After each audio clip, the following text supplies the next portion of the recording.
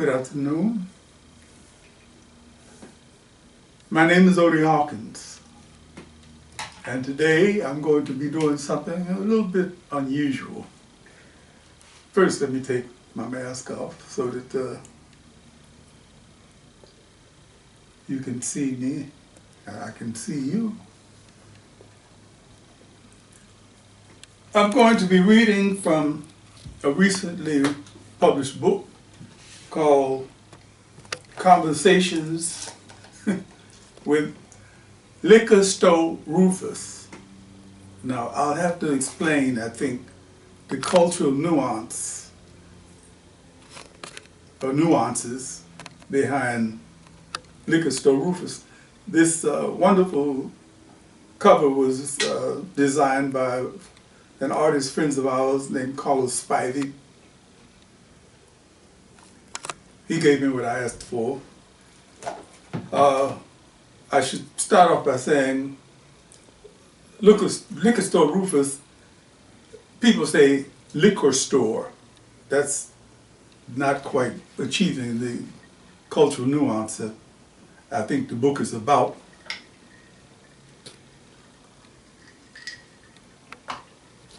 It's liquor store, y'all. Liquor store. Let's go to the liquor store.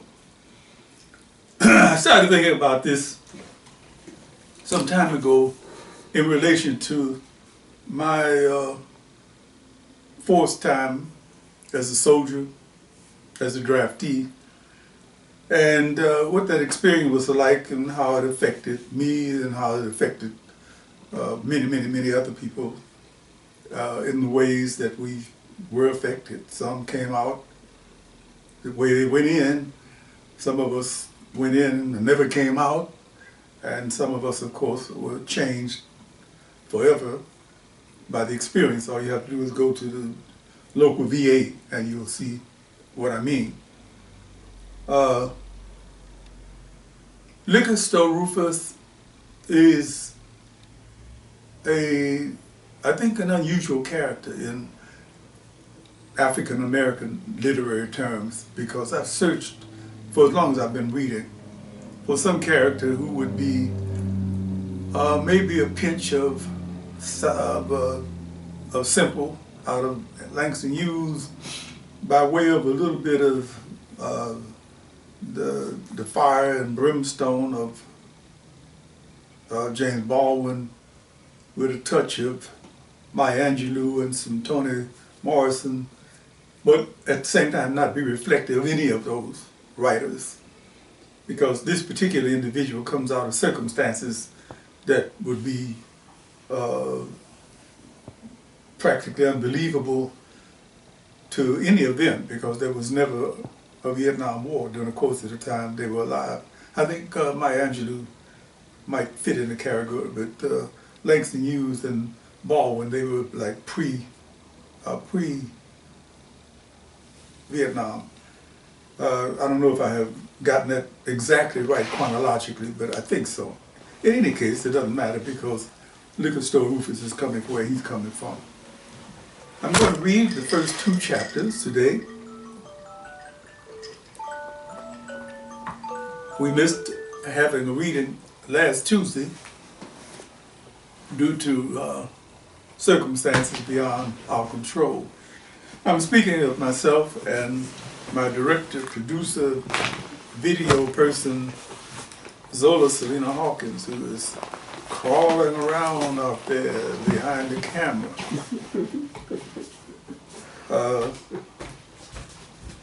Well, without further ado, let's get into Liquor Store Rufus. Like I say, this is a cover, and I'm very pleased with that.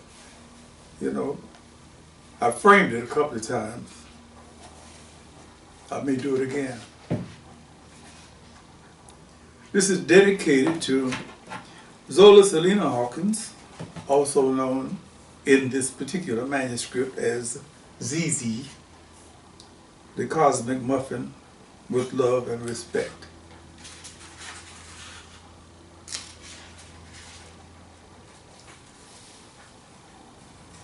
A couple of weeks into June, virus time, 2020.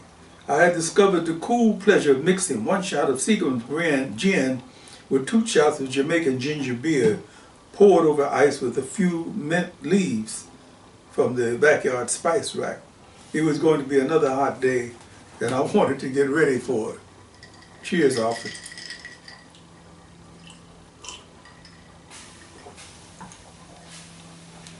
In addition to everything else, I had the new novel under my ballpoint.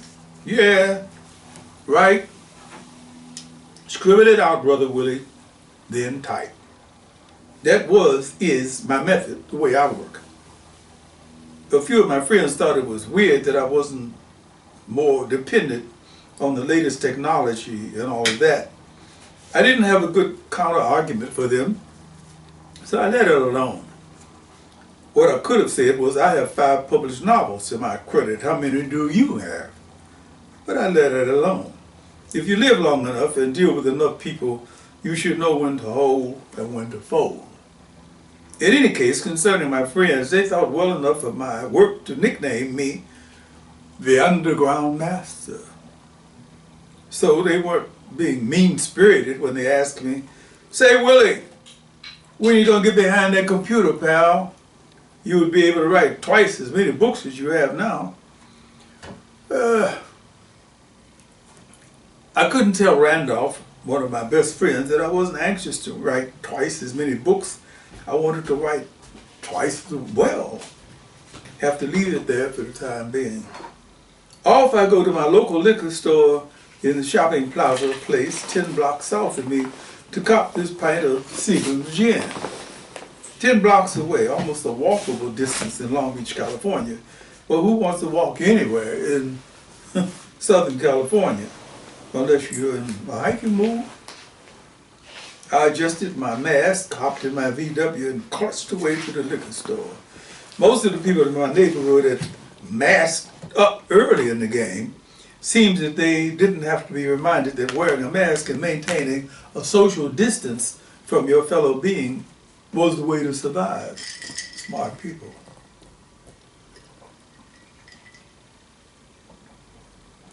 Parking my car and strolling toward the liquor store, I took notice of the usual liquor store gang, the quartet of men, and sometimes a woman, who hung out in front of the liquor store, or a few yards to either side of the liquor store. They were usually a bit boozed, or high from something or other. I felt for them in a way because they gave me the impression that they had nothing better to do than hang around the liquor store. We usually exchanged glances, never spoke to each other. It was easy to spot the latest member of the gang. Number one, he had taken a stance, a real social distance from the quartet who were having a fugal argument about something. A small, slender guy with a white face mask that said in black letters, "I am Black History." I was struck by that, and by his posture. He wasn't slumped down, bent over as though the world had crushed him. I'm taking all of this in as I strolled toward the entrance to Mr. and Mrs. Kim's liquor store. A small, slender guy, about 5'3", 5'5", but with someone once called presence. Aside from the stance, that was his outfit, his costume, if you want to think about it, the way he was dressed.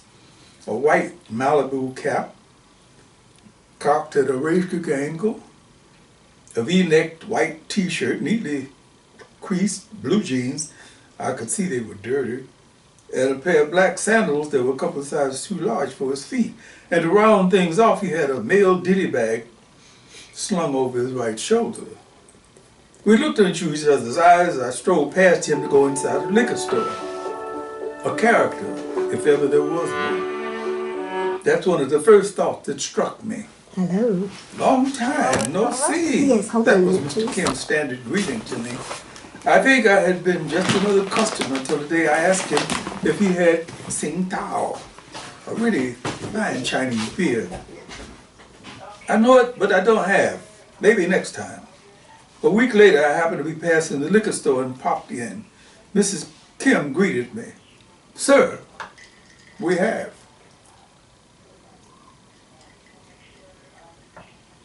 I think it came from my 7 brutal years climbing up the Hapkido Taekwondo ladder, this understanding of the Korean verbal shorthand. I went to their cold storage and there it was. 4 6-packs of Sing Tao. I copped 2 and asked, how did you get the Sing Tao? My husband go to the Filipino market in Norwalk fish for fish to have it. He buy it for you. Well, I really appreciate that. I tell him, I said, kamsahamnida. This was way before the virus really hit, so I could see the expression in her eyes. She was totally stunned because I said, thank you, in Korean. A couple of weeks later, I was back on the scene. Long time, no see. Mr. Kim greeted me with a smile in his eyes, something I hadn't seen before. He actually seemed pleased to see me. My wife said, you speak Korean. No, not really. Only a few words. Bibimbap, bowl kopi, hapkido, taekwondo. You know hapkido, taekwondo? I have a red belt in hapkido and a black belt in taekwondo. Oh, I've saved the Sing Tao for you. I thought that was very thoughtful of him, a nice thing to do. I didn't have the heart to tell him that I tripped to the Filipino market and copped a 6-pack the week that after I found out where it was. Long time no see. Well, you know how it is. If you spend too much time in liquor stores, you could wind up like the people in front of your store. I never made it seem like I was an anti-Korean liquor store owner or anything like that. I made it clear that he was a man doing business and I was a customer. We both have a choice. I'll have a pint of Seacom Shan. Mr. Kim could cover a lot of ground while he reached over to his liquor shelves. He surveyed the 2 young men who wandered into the store. It seemed that his eye followed the dude who strolled to his right, as his right eye pinpointed the one who meandered to the left. He was alert. He took my 20 and gave me my gin and change, all the while hawking the 2 would-be shoplifters. Have a nice day, Mr. Kim. Yes, sir, you also. The would-be shoplifters could see that they were under the gaze of his radar eyes and slipped out of the store ahead of me. Brother Black history was still in place. There was something about the look he gave me over the top of his mask that drew me to him. I strolled over to him, curling a dollar bill up in my right palm. I felt that I had to give him something. Maybe it was because he looked so proud, so distinctive. He looked down at my outstretched hand, checked the bill, and shook hands with me. I was about to walk away from him when I was halted by this deep, gravelly voice. So, what am I supposed to do with this, big shot? The deep, gravelly voice coming out of this little guy was like hearing Red Fox again. I missed a step. Got stalled would be a better description. I felt like I was being made to reply to a reasonable question. I turned and walked back to his face, Brother Black history from a safe distance, of course. I'm sorry, what was your question? I didn't bite my tongue. I asked you, what am I supposed to do with this? He held a curled up dollar bill in his hand like it was something nasty. I wanted to answer his question, but I couldn't think of a decent answer. I stood there trying to process the situation.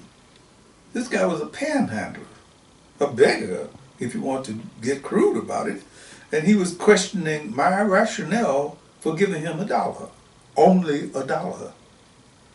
I couldn't figure out what to say to him, so I added a $5 bill to his $1 bill. There, how's that? That's better.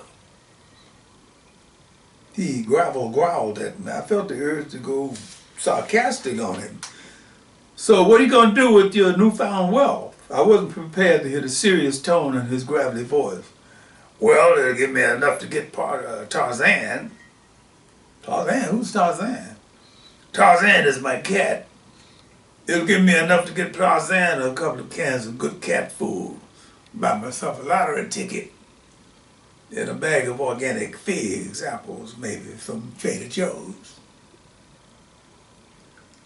I think I want to hear a cold beer at the end of his recitation, but that was it. That was his answer to my sarcastic question. I felt like nipping his I am Black History mask off of his face to take a look at the grinning face behind the mask. Or was he grinning? I decided to leave well enough alone. I was opening my car door when one of the liquor store gang staggered up to me. Uh-oh, more stuff to deal with. I was about to tell her, sorry, sweetheart, I already gave at the office. A full-figured, middle-aged woman, somebody's grandmother. She spoke in a soft soprano. Don't mind Liquor Store, baby. He been like that ever since he showed up. Why you call him Liquor Store? Well, look yonder. You see that guy standing over there next to the drugstore? Yeah, I see him. Well, his government name is Rufus. But since he was handling the drugstore, people started calling him Drugstore Rufus. Handling? You know, asking people for money.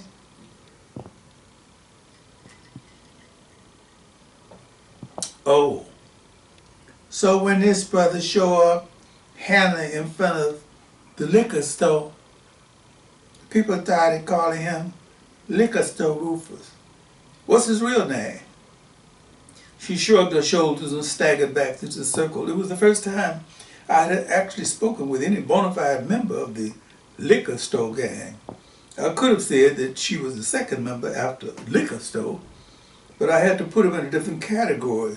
He wasn't one of the gang.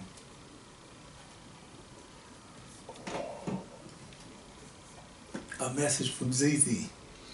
Willie, I hope you're in a cool place, hydrating yourself regularly, doing all of the things that one has to do to survive in the desert. I can't be too sarcastic because, as you know, San Francisco is being baked too. This may not be the end of the world, but it almost feels like it. Enough of the maudlin shit. Are you coming up here this weekend, or am I coming down there? And stop doing that salacious smile about coming, you rascal, you. I can email/view you. In any case, no matter what, I know it will be a delicious treat to be quarantined with you, no matter whether it's here or there. I know you're writing now, so I'm not going to belabor you with romantic ultimatums. However, I would like an answer to my reasonable question before the end of the day. Today is Tuesday, as you already know, and tomorrow will be Wednesday, if we survive all of the latter-day madness. The reason I'm talking about the weekend to you so soon, well, let's face it, the weekend is always staring us in the face no matter what day it is. So let me know whether it's going to be here or there. I don't give a shit which city I'm going to be in, so long as we'll be together. Love, Z. Willie really read the email several times as he mixed his gin, ginger, Jamaican beer, mint leaf libation over liberal mounds of ice. ZZ Largo. He sprawled back in his writing chair. ZZ Largo. Big Harry's bait line was filled with promises. Hey you, Willie West, underground master and all that shit. You better come on and go with me to this set, man. The rumors that they're going to have about 8 Sojourner Truths, 6 Oprahs, 5 Angelas, 3 or 4 Karen Basses, and a heap of sexualized political people. You don't want to go? I went and met ZZ. I found her a 4 feet 9-inch magnet being drawn into her orbit by seasoned operatives of all political stripes, seasoned bullshitters, cynical exploiters, jive-ass folks, a few honest minds. I stood off to one side listening to her dispense Dracula stuff to those who really want to know what the real deal was. Escuche, y'all. I'm 3 lessons behind in my Spanish lessons, so bear with me. Please understand, all of you, all of those who really want to know what I think and not what they think I think. Got that? Here's my honest to God truth on this. The man who is about to be ushered out of the White House, an unfortunate name for a multiracial, multicolored nation, is giving us a chance to recognize in real time how a syphilitic sore chancre survives the process we've had in place for almost 300 years. Fuck all of the chicken shit stipulations that the founding fathers put into the original document. Concern yourself with the would-be demon king asshole who is saying, gimme. I'm saying, no.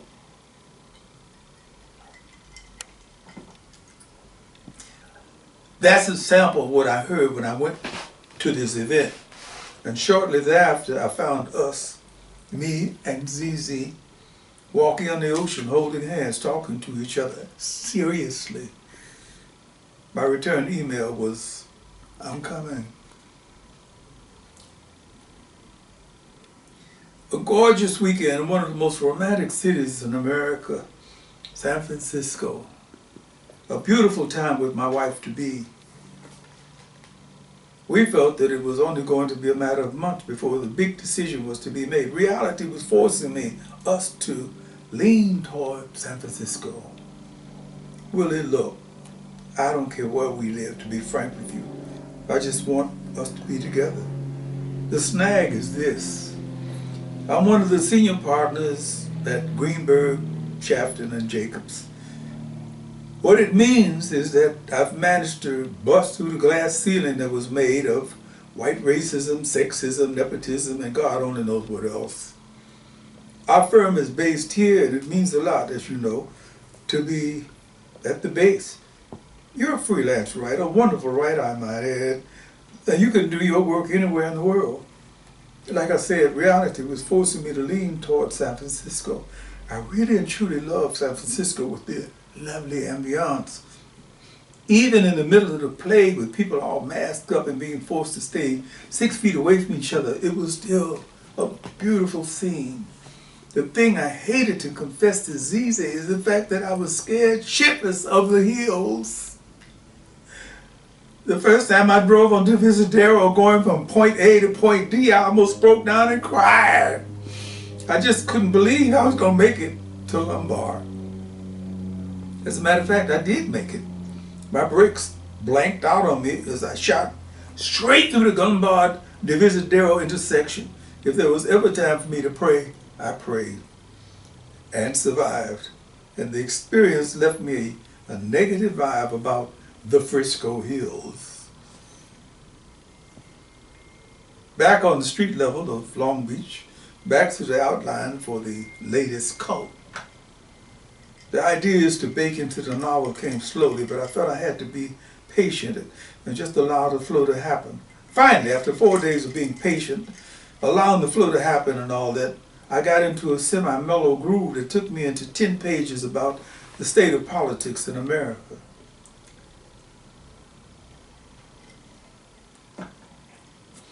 I had read most of the books about Trump and his White House, feeling that they seemed to have left something out, something I felt I could supply. I couldn't put my finger on what it might be, this missing ingredient. So I decided to pay Mr. Kim's liquor store a visit. I had the gin de beer, all I needed was the gin. And that's why I'm going to stop at this point, because we have to get into this slowly. Oh, with feeling. My goodness. But there, as I said, is Liquor Store Rufus. I love it. I love it very much. I seem like I already know ZZ. I'm sure you might consider yourself an alter ego because in many ways, you both are very much alike. Same size, same sort of ebullience, same sort of, I would almost say that that you would be a role model for, ZZ. And there's my husband's innocent face. It's not because I'm your husband that I'm saying what I'm saying. I'm saying it because it's the truth. All right, my love. Thank you very, very much. Book can be purchased on Amazon, Barnes & Noble, online.